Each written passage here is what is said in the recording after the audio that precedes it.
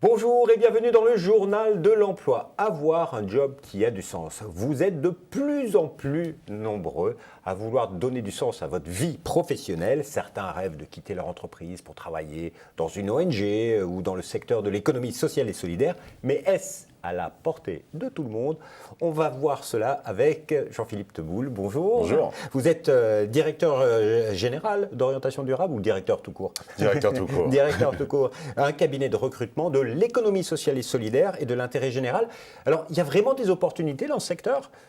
Il y a vraiment des opportunités dans le secteur. On parle d'un emploi sur 8 en France. Et on y retrouve, en fait, dans ce secteur, à peu près la même nomenclature, donc les mêmes postes que partout ailleurs.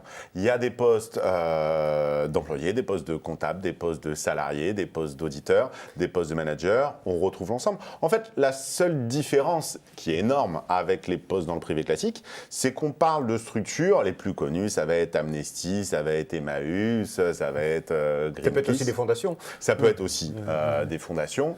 On parle de structures dont l'objet est d'améliorer une situation socialement ou environnementalement. Donc il n'y a pas beaucoup, il y a énormément d'opportunités dans les postes en question. Mais est-ce que n'importe qui peut travailler dans ce secteur? N'importe qui, ça va dépendre de l'effort. Si je peux me permettre, dans l'absolu, je peux me dire, moi, Jean-Philippe, à 44 ans, je peux décider de devenir médecin. Mais ça va être un petit peu compliqué et il faut que je trouve quelqu'un pour financer 8 ans d'études. Et en plus, je ne suis pas doué pour ces choses-là. Ce que je veux dire par là, c'est que la vraie question, c'est est-ce qu'il y a une correspondance entre le temps que je suis prêt à passer les moyens éventuels pour des études et ce qu'il faut que je fasse entre ma situation actuelle et un poste demain. Très concrètement, si vous êtes un comptabilité unique avec 3 ans d'expérience, en un claquement de doigts, vous pouvez trouver des boulots dans le BSS. Parce qu'en un claquement de doigts, on en manque des comptables, vous pouvez trouver du boulot. Donc vous avez entendu, ailleurs. si vous êtes comptable. Si vous êtes directeur, directrice de la communication, sans jamais avoir approché de près ou de loin l'une des familles de l'économie sociale et solidaire et de l'intérêt général, parce qu'on parle de familles avec des cultures très différentes, entre la petite association très revendicatrice qui veut changer le monde et les orphelins apprentis d'Auteuil avec leurs milliers de salariés, c'est pas la même chose. Si vous êtes directrice ou directeur de la communication, il va falloir peut-être une période d'1 an ou 2 pour s'acclimater, pour bosser son... Il y a des vraies questions à se poser. Et justement, vous travaillez dans un cabinet de recrutement. Quelles sont les questions que doivent se poser nos téléspectateurs qui seraient, pourquoi pas, tentés de changer de milieu, de travailler dans ce secteur? Il y en a mis tout neuf. Et se poser des questions, c'est une excellente façon. Parce qu'il n'y a pas de réponse à est-ce que je peux travailler dans l'économie sociale et solidaire. Il y a une réponse à est-ce que demain, je peux devenir directeur administratif et financier dans tel type d'acteurs. Donc les questions, elles sont 3 grandes familles, celles qu'on propose aux candidats. Il y a les questions altruistes, c'est-à-dire qu'est-ce qui me touche et quelle est selon moi la bonne façon d'améliorer une situation. Il y a les questions égoïstes qu'il ne faut surtout pas oublier. Donc quand vous dites les questions altruistes, ça veut dire qu'il faut avoir un espèce d'accord sur la philosophie de l'association. Exactement. Pour vous dire les choses clairement, Jérôme, vous demandez aux gens qui sont pour le mariage pour tous, ils vont vous dire qu'ils font ça pour l'intérêt général.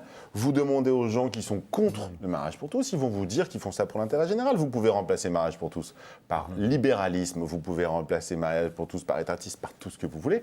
À chaque fois, c'est la même chose. Donc ça va être le fait de se dire, ok, je rejoins leur vision du monde. Si vous voulez changer le monde et vous allez dans des structures qui se contentent de donner des cours aux gamins d'un quartier, vous n'allez pas changer la société. Vous allez être extrêmement utile pour les gamins en question par votre travail d'organisation ou de financement, mais vous n'allez pas changer le monde. Vous voyez, cette première famille de questions, elle est extrêmement importante. Donc, les questions altruistes. Et ensuite, il y a des questions... Il faut penser à soi. Vous savez, l'une des phrases que je répète le plus aux candidates et aux candidats, si vous n'aimez pas l'audit, vous n'aimerez pas l'audit environnemental. L'audit environnemental, ça reste de l'audit. Si vous n'aimez pas la vente, vous n'aimerez pas faire de la vente pour un acteur du développement durable ou de l'intérêt général ou des énergies renouvelables, ainsi de suite. Le salaire aussi. Le salaire, la pire chose qui peut arriver pour tout le monde, c'est je suis touché par une cause, j'accepte un salaire que j'accepte pas vraiment. et je m'en vais au bout de 6 mois. Parce que le salaire qu'on attend, ça dépend de nos parents, ça dépend de notre éducation. C'est ça qui a été un moment de façon consciente ou inconsciente notre motivation pour bosser tard. Il faut au contraire se dire, OK, en dessous de tel salaire, j'y vais pas.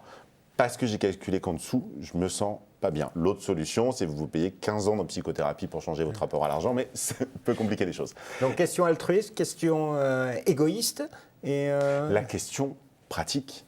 Au final, vous allez, grâce à ces grandes questions que vous êtes posées, transformer « j'envisage de travailler dans l'économie sociale et solidaire », c'est 2,4 millions de postes, hein, donc c'est un petit peu compliqué d'avoir une réponse, à 3 options potentielles, qui peuvent être « j'envisage d'être directeur adjoint dans des associations de telle taille dans le domaine de l'environnement », ce genre de choses. Après, vous regardez votre parcours, vous regardez les postes, et vous vous dites « OK, est-ce que j'ai les moyens? Quels moyens je dois me donner en termes de temps? Est-ce qu'il me faut un poste intermédiaire? À quel point culturellement je suis loin des postes en question? Si vous n'avez jamais fait de communication et en plus vous voulez travailler dans les droits de l'homme et vous n'avez jamais travaillé dans les droits de l'homme ni de l'association, ça commence à être compliqué. En gros, la dernière question, c'est la question pratique. C'est est-ce que c'est possible? Et sous quelles conditions? Est-ce qu'il faut bien connaître le secteur pour y travailler? C'est quoi le conseil que vous donneriez à nos téléspectateurs? Choisir, sortir de cette question. Est-ce que j'ai besoin de sens? Et choisir, transformer une question à laquelle il n'y a pas de réponse. Est-ce que de façon générale, je peux avoir un boulot avec du sens? En une autre question qui est, OK, j'élimine, je ne sais pas si vous connaissez le jeu auquel on jouait petit, le qui est qui, où il faut enlever les bonhommes avec moustache ou ceux avec lunettes, ainsi de suite. C'est la même chose. Vous avez des postes qui sont globalement les mêmes postes que dans l'économie privée, voire même que dans le public. Vous éliminez les possibilités dans les différents types de structures et vous dites, OK, là j'ai une réponse concrète. Après, il nous arrive de voir des gens qui arrivent en disant, je veux bosser dans l'économie sociale et solidaire. Ils s'aperçoivent, grâce à ce travail, que ça ne va pas être la réponse à leurs questions. Très concrètement, si vous avez un problème, si vous êtes dans une grosse boîte et vous en avez marre des process, ce n'est pas le SS la question, c'est la taille de votre employeur. Bosser dans une TPE de moins de 10 salariés, ça sera beaucoup plus souple, il y aura beaucoup moins de process. Donc le dernier conseil, c'est vraiment ce choix et avancer. Et si ça fait 1 an ou 2 que vous vous posez toujours la même question très générale, il y a un problème dans la façon de la poser. Donc, il faut prendre du temps et bien réfléchir à la question. Alors, si vous voulez connaître plus sur les offres dans ce secteur, en savoir plus, pardon, vous allez sur le site www.orientationdurable.com. Il y a combien d'offres régulièrement? On a en permanence entre 15 et 25 offres sur le site. Voilà. Qui sont vraiment les téléspectateurs verront, qui sont vraiment de tout type.